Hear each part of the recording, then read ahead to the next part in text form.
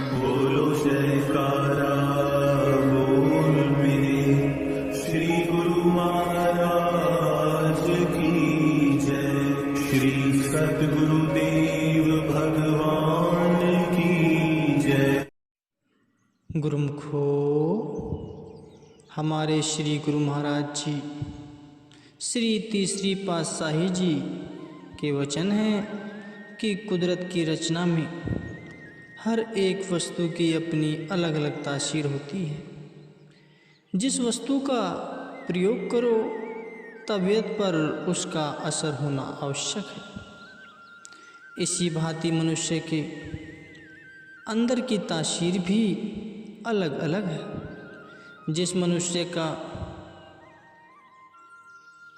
साथ और संगत करोगे, जिसके साथ प्यार करोगे, जिसके पास हर समय बैठना उठना और बोलचाल जारी रहेगी, उसके अंदर की तासीर आपके अंदर में अवश्य प्रवेश करेगी।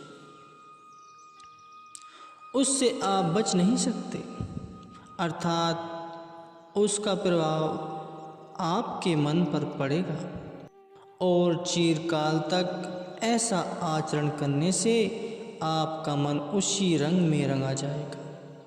इसी प्रकार संतों की भी अपनी तासीर है।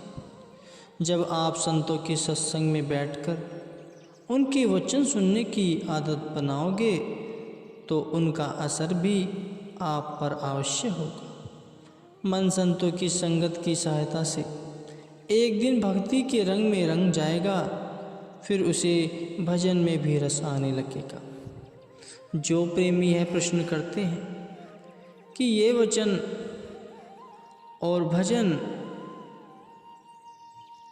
कि वे भजन पर तो बैठते हैं किंतु मन नहीं लगता और न ही भजन में रस मिलता है। इसका कारण केवल यही है कि उसका मन मायावी पदार्थों में लगा रहता है। मार्ग दो हैं, एक वृत्ति मार्ग है, दूसरा निवृत्ति मार्ग है।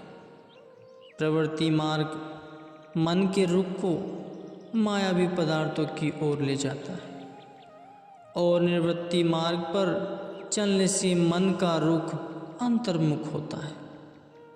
अंतर शांति है और बाहर अशांति है। अंतर रूहानी खुशी है और बाहर बेचैनी है, क्योंकि मायावी पदार्थों की तासीर अशांति पैदा करने वाली है तथा भजन भक्ति की तासीर रूहानी खुशी और शांति देने वाली है। अगर किसी का मन अशांत रहता है तो इसका कारण साफ है कि वह या तो भजन नहीं करता,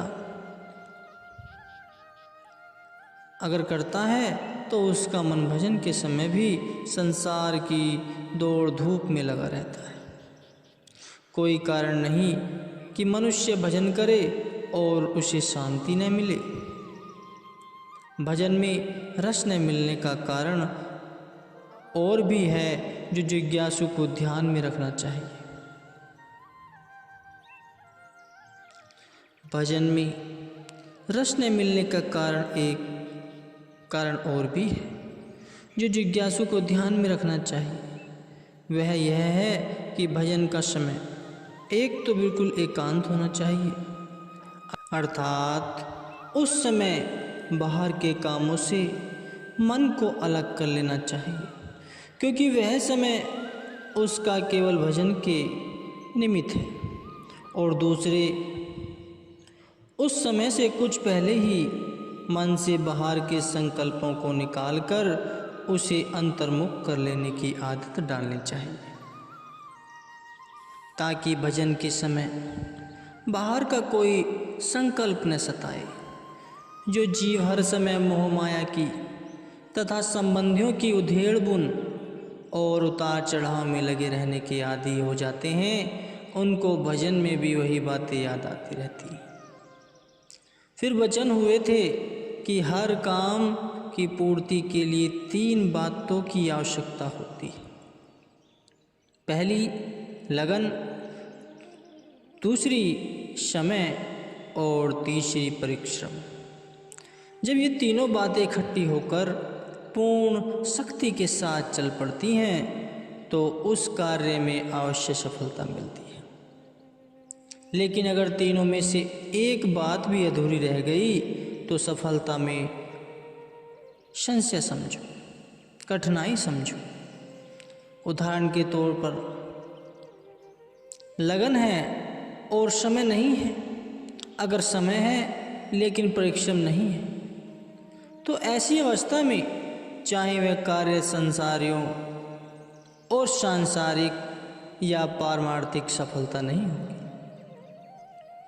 फिर वचन हुए थे कि मनुष्य की सुरती में बड़ी भारी शक्ति मौजूद है। यह जिस तरफ भी पूर्ण रूप से एकाग्र होकर लग जाती है तो वह कार्य अवश्य सिद्ध हो जाता है।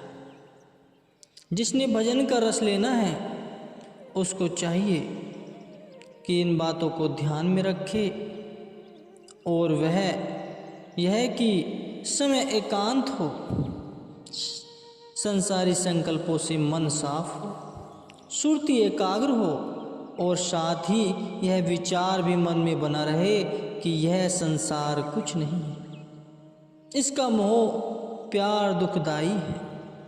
हमारी अपनी संपत्ति तो केवल एक भगवान का भजन है। मन में ऐसे विचार रखने से भजन में वृत्ति लगेगी और रस भी आएगा, क्योंकि जब तक मन में वैराग्य नहीं होगा भजन में वृत्ति कैसे लगेगी। श्री भगवद गीता में अर्जुन प्रश्न करता है कि भगवान मन बड़ा चंचल है, मस्त हाथी की न्याय बलवान है। पवन को रोक लेना तो मैं सहल समझता हूँ, परंतु इस मन का रोकना अति कठिन है। यह भजन में कैसे लगे। तब भगवान उत्तर देते हैं कि हे अर्जुन, इसमें संदेह नहीं है कि मन बड़ा चंचल है। इसका एकाग्र करके भजन में लगाना सुगम नहीं, परंतु फिर भी निराश होने की कोई बात नहीं। यह मन वैराग्य और अभ्यास की सहायता से बस में आ जाता है। और यह वचन है कि मलिन कर्मों से मन पर मैल चढ़ती है और शुभ कर्म करने से मन शुद्ध होता है। जब मलिन कर्म करते समय मन मलिन हो जाता है तो उसमें अनेक प्रकार और विकार पैदा हो जाते हैं। जैसे बीमार मैदे से खट्टे डकार आने लगते हैं, ऐसे ही मलिन मन से मलिन संकल्प उठकर जीव का लोक परलोक मलिन बना देते हैं। भला ऐसी हालत में वैराग्य कहाँ? अगर वैराग्य नहीं है तो अभ्यास का क्या बनेगा।